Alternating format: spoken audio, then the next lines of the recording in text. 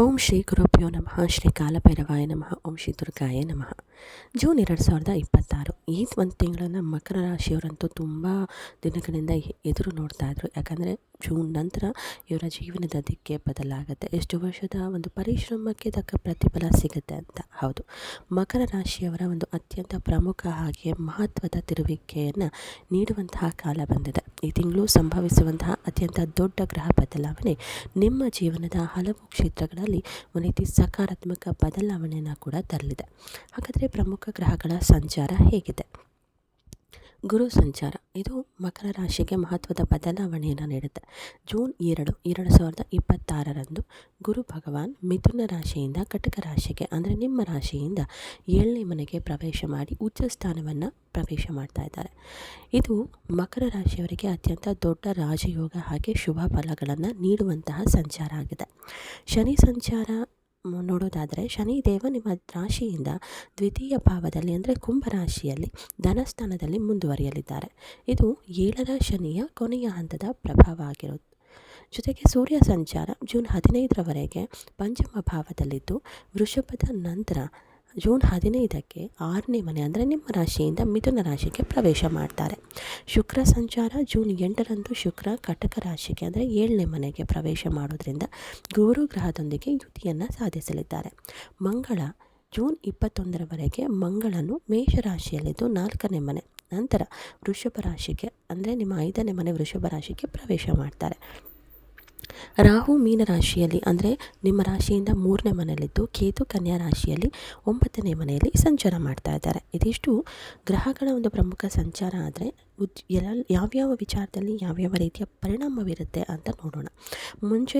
ಮೊದಲನೇದಾಗಿ ಉದ್ಯೋಗ ಮತ್ತು ವೃತ್ತಿ ಜೀವನ, ಹೊಸ ಅವಕಾಶಗಳು ಹುಡುಕಿಕೊಂಡು ಬರುತ್ತೆ. ಇದಕ್ಕೆ ಕಾರಣ ಅಂತ ಹೇಳಿದ್ರೆ ಗುರು ಜೂನ್ 2ರ ನಂತರ 7ನೇ ಮನೆಗೆ ಅಂದರೆ ಉಚ್ಚ ಗುರುವಿನ ಸ್ಥಿತಿ ಮತ್ತು ಜೂನ್ 15ರ ನಂತರ 6ನೇ ಮನೆಯಲ್ಲಿ ಸೂರ್ಯನ ಸಂಚಾರ ನಿಮ್ಮ ವೃತ್ತಿ ಜೀವನದಲ್ಲಿ ದೊಡ್ಡ ಬ್ರೇಕ್ ಥ್ರೂ ಅನ್ನು ನೀಡುತ್ತೆ. ಉದ್ಯೋಗದಲ್ಲಿ ನಿಮ್ಮ ಶ್ರಮಕ್ಕೆ ತಕ್ಕಂತಹ ಮನ್ನಣೆ ಬಡ್ತಿ ಸಿಗುವಂತಹ ಸಾಧ್ಯತೆ ದಟ್ಟವಾಗಿದೆ.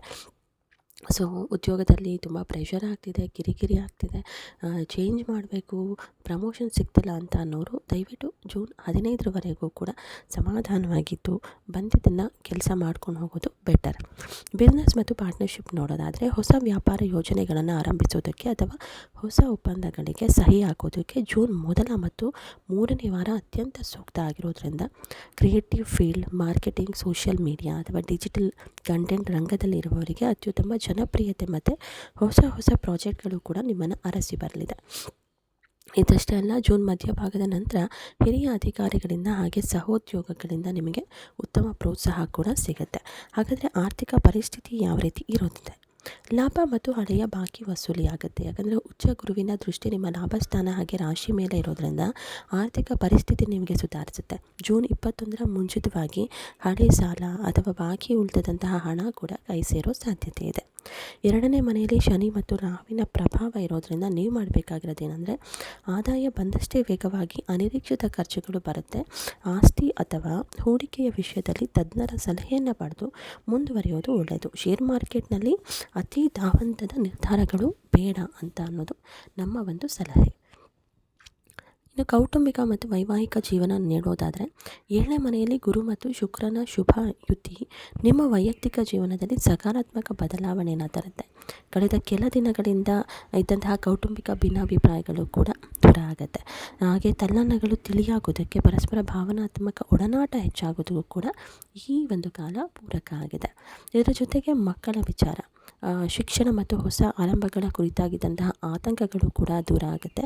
ಅವರ ಕಡೆಯಿಂದ ನಿಮಗೆ ಶುಭ ವಾರ್ತೆ ಕೂಡ ಸಿಗುತ್ತೆ. ಜೂನ್ ಕೊನೆ ವಾರದಲ್ಲಿ ಕುಟುಂಬದೊಂದಿಗೆ ಗುಣಮಟ್ಟದ ಸಮಯವನ್ನು ಕಳೆಯೋದಕ್ಕೆ ಅನುಕೂಲಕರ ವಾತಾವರಣ ನಿರ್ಮಾಣ ಆಗುತ್ತೆ. ಎಲ್ಲ ವಿಚಾರದಲ್ಲೂ ಶುಭ ವಾರ್ತೆಯನ್ನು ನೀವು ನಿರೀಕ್ಷೆ ಮಾಡಬಹುದು. ಜೂನ್ ಕೊನೆ ವಾರದಲ್ಲಿ ಕುಟುಂಬದೊಂದಿಗೆ ಉತ್ತಮ ಸಮಯ ಕಳೆಯೋದಕ್ಕೆ ಮಾಡಿದಂತಹ ಸಮಯ. ಮಾತಿನಲ್ಲಿ ಸ್ವಲ್ಪ ಕಂಟ್ರೋಲ್ ಇರಲಿ. ಮಾನಸಿಕ ಒತ್ತಡ ನಿರ್ವಹಣೆ ಅಗತ್ಯ. ತಲೆನೋವು, ನಿದ್ರಾಹೀನತೆ ಸಮಸ್ಯೆ ಕಾಣಿಸ್ಕೊಳ್ಳುತ್ತೆ. ಸೊ ಜೂನ್ 15ರ ನಂತರ ಸೂರ್ಯ ಬದಲಾವಣೆ ಆದಮೇಲೆ ಇದೆಲ್ಲವೂ ಕೂಡ ಪರಿಹಾರ ಆಗುತ್ತೆ. ನಿಮ್ಮ ಶುಭ ದಿನಗಳು 5, 6, 7, 14, 16, 18.